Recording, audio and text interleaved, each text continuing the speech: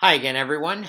This will be the video to discuss assignment 4 for your human resources class, and I'm going to try to get through this without sneezing or try to hit a pause button or something. So um, I was trying to find a spot where I would have, a few minutes here where I wouldn't be having the effects of my cold.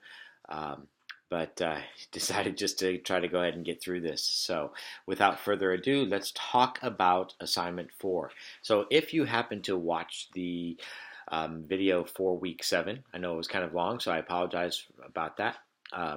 But the last thing I talked about was to make sure you sign up for groups on Blackboard. So make sure you have done that. And just real quickly, left side of the menu screen on Blackboard, scroll down to groups, open up the groups, find a group to join, and click join. No more than 3 per group, and everyone must be in a group of at least 2 people. So groups of 2s or 3s, there are 9 choices. If you don't join a group, I will collapse groups of 1 and make the groups of 2 a group of 3. So everyone needs to be in a group of at least 2 people and no more than 3. On to the assignment. This assignment is, it has a due date of March 4th to submit your presentation, but you have to actually present your presentation on Tuesday, which would be, I believe, the March 1st for our live class session. So we'll have our presentations on Tuesday, March 1st. That'll be a week from tomorrow night. And if you need time after that to clean up your presentation, you will have until March 4th to submit that. But I'm sure that with the quality of work I've been seeing from you guys, that won't be a problem. Your presentation will be great on Tuesday night. The guidelines, I'm going to jump straight to the duration. It says a complete product is 20-minute collaborative presentation. Because I'm limiting the size of the groups to groups of 3, that means we're going to have 6, 7 groups, something like that, at 20 minutes apiece. That's a long time. So I'm going to ask you guys to do 10 minutes of a presentation and then a couple minutes for a question or two. So 10 minutes on your presentation. If you don't listen to this video and you do 20 minutes, we're all going to be sitting here staring at you while we are waiting for our turn to present. So 10-minute presentation, and the presentation is on the collaboration. It's a collaborative process for the ideal evaluation process for certificated staff. So 2 things there. Number 1, it's the ideal evaluation. So think through what would be a great way to evaluate teachers.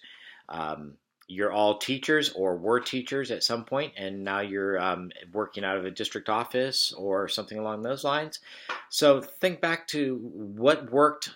What would you like to have seen working for you as a classroom teacher?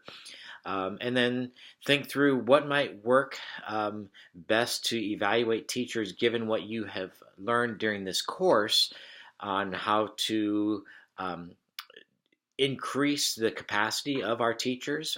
Remember, bad evaluations should not be punitive, but they should be to make teachers better, to do what's right for kids. So you can be outside the box as much as you want on that. What is the ideal evaluation process? And then there are the deliverables for this is a 20-minute presentation to the class. So what does that look like in an online class? It can be a Prezi, it can be a PowerPoint, it can be something. What we don't want is you just standing there reading a script to us. So that's what I do. Your classmates don't need to have that. But see, you guys don't even get to see my script. I've got nice yellow and pink and purple highlights here, which tell me that the number 1 point is to engage your audience in the consideration and discussion. So have something for the audience to either think about or do. If we were a face-to-face class, it would be an activity of some sort. So we're not going to do that online. And you only have 10 minutes. 10 minutes is a short time. So but have something to engage the audience.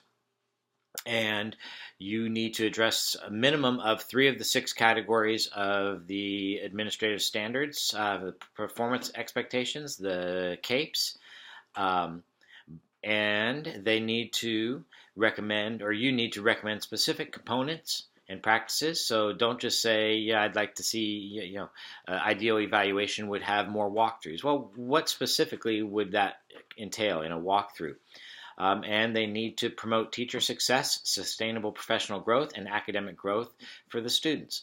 And by the way, I'm reading straight out of the syllabus. I just went through and highlighted a couple things. So it's on the syllabus. It's also on week 8 for where you submit this.